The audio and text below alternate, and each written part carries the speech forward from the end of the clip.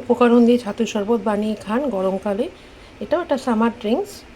চলুন কীভাবে বানাতে হবে, কীভাবে করতে হবে, এবং এটা শরীরের পক্ষে খুব উপকারী। এটা বিহারি খাবার হলো, আমরা এখন সবাই এগুলো খাই। চলুন বানাতে থাকি, দেখতে থাকুন। আমি সুজাস কিচেনে সকলকে স্বাগত।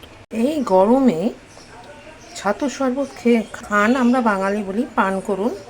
খুবই আরামদায়ক এবং শরীরের পক্ষে ভালো।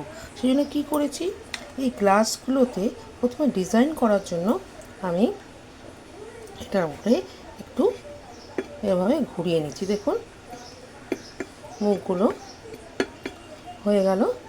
এবার এর মধ্যে আমি শরবত ঢালবো।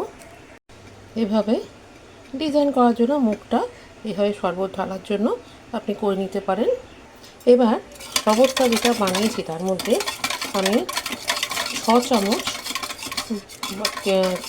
মোট টোটাল 6 চামচ আমি বড় চামচের মিডিয়াম চামচে টেবিল চামচের ছাতু দিয়েছি। এর মধ্যে দিয়েছি বিট নুন বা শুধু নুন, এবং এটাতে নেড়ে নিতে হবে।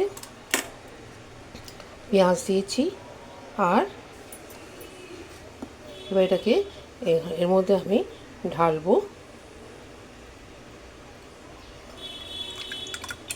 ভীষণ ভালো, যেটা সবথেকে খুব দরকার না, প্রথমে ঘন করে ঢেলে নেবেন, গুলে নেবেন, তারপরে পেঁয়াজ, ওপর থেকে লঙ্কা, কাঁচা লঙ্কা, অবশ্যই লেবু ছাড়া যদি কিছু নাও দেন, লেবুটা চাই। লেবু দিলাম, বিট নুন থাকলে বিট নুন, শুধু নুন, সাদা নুন, পেঁয়াজ, লঙ্কা, পাতিলেবুটা একটু বেশি করে দিতে হবে, আর জিরে গুঁড়ো অল্প করে, খুব বেশি নয়।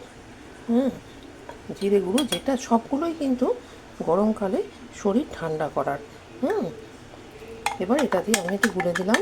পাতিলেবু যদি না থাকে বাড়িতে বা না হলে হবে না, পাতিলেবু কিছু দিন আর না দিন পাতিলেবুটা দিতেই হবে। হয়ে গেল আমার সামার ড্রিঙ্কস, যেটা খুব টেস্টি ও খুব ভালো। আপনারাও বানিয়ে ফেলুন এবং খেয়ে ফেলুন, শরীরকে ঠান্ডা রাখুন, এবং খুব টেস্টি, সকলেই খাবে। লাইক, শেয়ার, কমেন্ট করবেন। ভালো থাকবেন, সুস্থ থাকবেন। নমস্কার।